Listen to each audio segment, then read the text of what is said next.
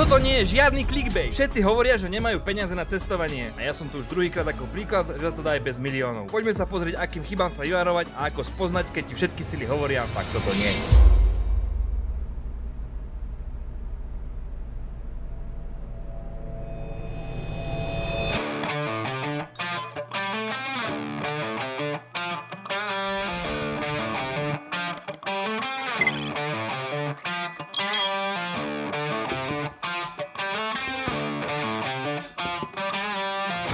Tak čo, ideme na to? Vítajte pri druhej sérii.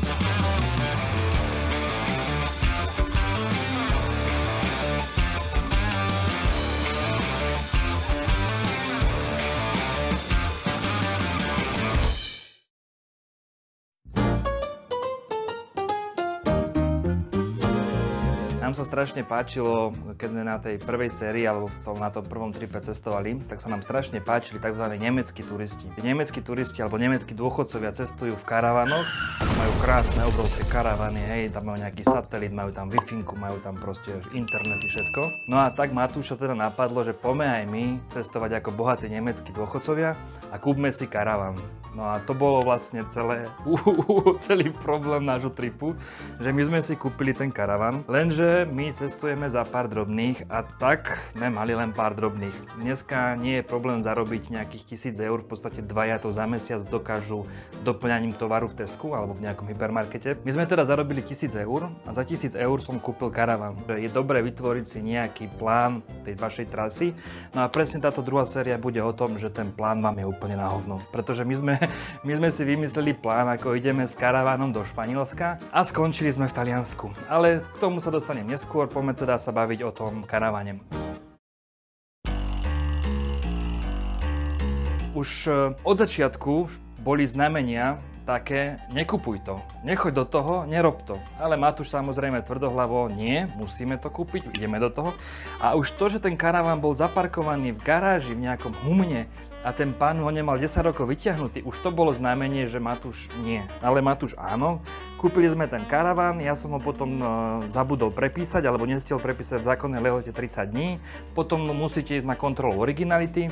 Karaván neprešiel kontrolu originality, pretože to bol karaván, ktorý bol vyrábaný ručne. Takže ho neprišiel, ja som musel sa naspäť za tým majiteľom do toho, ja už neviem, v akej riti som to kupoval, zase naspäť, aby on si ho zase zrušil to odhlásenie na mňa, aby ho prihlásil na seba a až potom sme ho museli prihlásiť zase na Ivu, lebo na mňa sa už nedal prihlásiť, takže už tam to bolo takéto zamotané. No a ja som teda víťazoslávne doniesol ten karavan domov. Natešený celý som ho zaparkoval na dvore, ako super, máme karavan, sme proste bohatí nemeckí dôchodcovia.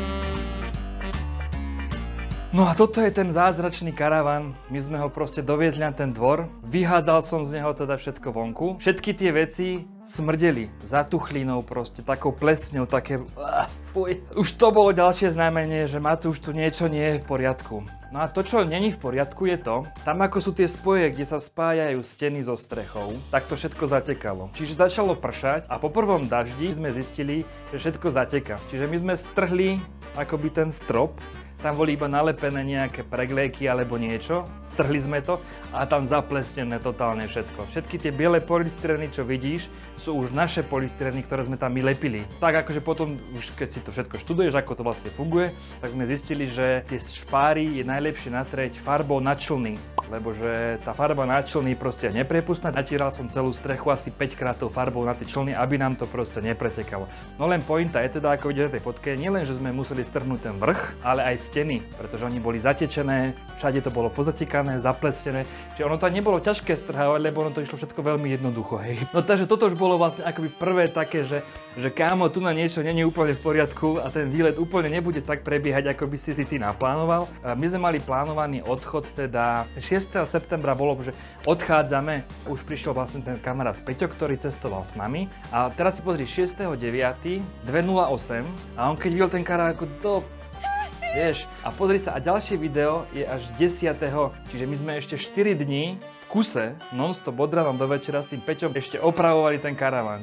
Takže sú asi 2 hodiny ráno a my opravujeme karaván aj s Peťom. Ahoj Peťo. Čau.